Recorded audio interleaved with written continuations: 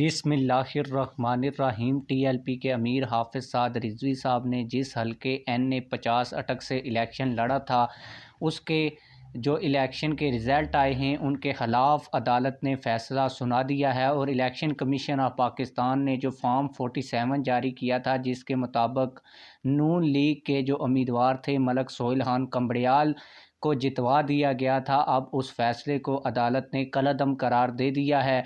अब होने वाला क्या है, ये मैं आज की इस वीडियो में आप लोगों को बताऊंगा और ये भी बताऊंगा कि अदालत ने ये फ़ैसला क्यों सुनाया है। लेकिन वीडियो शुरू करने से पहले आप लोगों से यही गुजारिश है, अगर आपने अभी तक हमारे इस चैनल को सब्सक्राइब नहीं किया हुआ तो चैनल को लाजमी से सब्सक्राइब कर लें और वीडियो को लाइक भी किया करें, ताकि हमारी हर नई आने वाली वीडियो आप लोगों को बर वक्त मिलती रहे। आप लोगों को बताता चलूँ कि अदालत ने फॉर्म 47 को अब कलअदम करार दिया है और अदालत ने हुक्म दिया है कि जिस दिन हम उम्मीदवारान को बुलाएंगे जिन्होंने इस फैसले को चैलेंज किया था, तो वो फॉर्म 45 लेकर आएँ।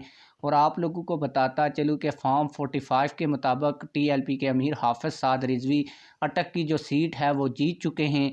अब इलेक्शन कमीशन और नून लीग के और इस्टेब्लिशमेंट के लोग ये करेंगे कि वर्दी के बगैर कुछ लोग अदालत के बाहर खड़े होंगे और जिस दिन इन उम्मीदवारान को बुलाया जाएगा तो उनसे जो असल फॉर्म 45 हैं वो छीनने की कोशिश करेंगे। ये जो अंदर की खबर है ये लीक हो चुकी है। अब उम्मीदवारान को चाहिए कि जिस दिन भी वो जाएं अपने साथ बंदा लेकर जाएं, असल फॉर्म उसके पास हूँ और जो नकूल हूँ उनकी वो असल उम्मीदवार के पास हूँ। तो इस तरह जो वो बंदा है असल फॉर्म अंदर ले जाएगा और जो ख़राब और कापी फॉर्म होंगे वो बाहर ही उनसे बंदा ले लेगा। ये स्ट्रेटजी अपनानी चाहिए जिस भी उम्मीदवार ने अदालत के अंदर जाना है। तो इस स्ट्रेटजी के साथ जो असल फॉर्म हैं वो अदालत के अंदर चले जाएंगे। जब असल फॉर्म अदालत के अंदर फॉर्म 45 चले जाएंगे तो उनके मुताबिक हाफिज़ साद रिजवी साहब इलेक्शन जीत चुके हैं, तो ये सीट उनको मिल जाएगी।